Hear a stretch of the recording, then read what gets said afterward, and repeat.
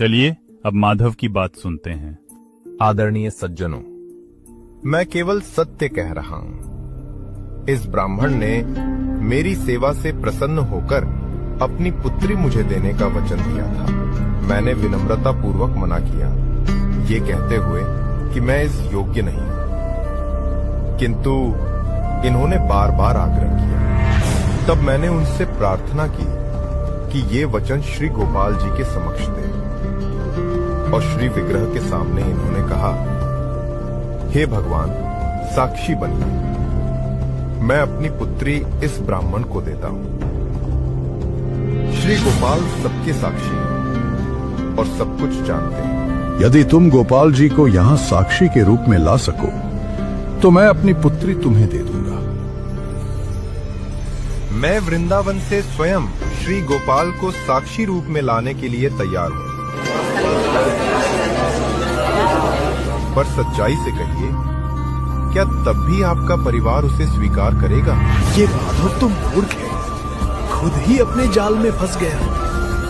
भला एक पत्थर की मूर्ति वृंदावन से चलकर यहाँ कैसे आ सकती है?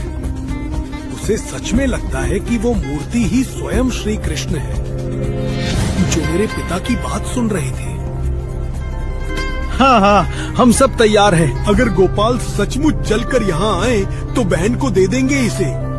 इस बार माधव ने सबके सामने लिखित वचन लिया ताकि सभी साक्षी रहें और कोई फिर से इनकार न कर सके, और उसने वहां मौजूद लोगों से ये बात कही। आदरणीय सज्जनों, कृपया मेरी बात ध्यान से सुनिए।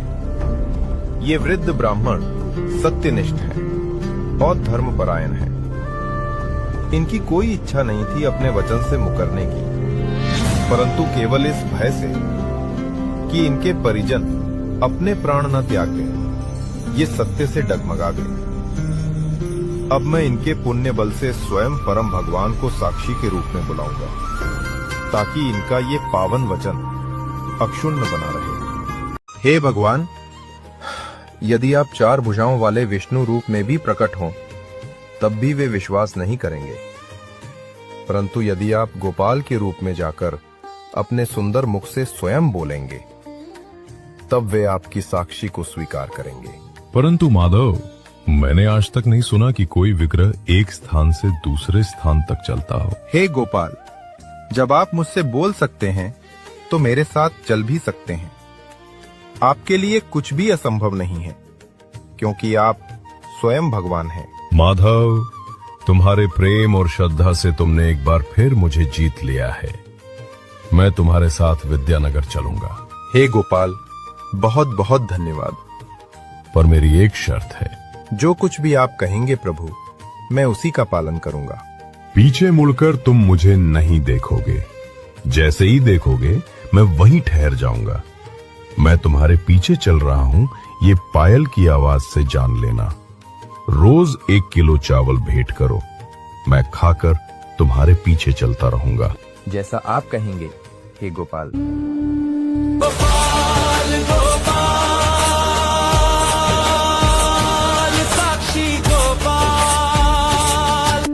जैसे ही वे विद्यानगर के समीप पहुंचे, माधव को पायल की आवाज सुनाई देना बंद हो गया। जब वह पीछे मुड़ा तो उसका हृदय आनंद से भर उठा।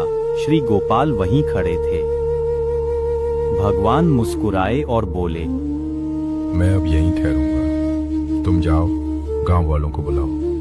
मैं वृद्ध ब्राह्मण के वचन का साक्षी बनूंगा। नयन अश्रु से भर आए हैं,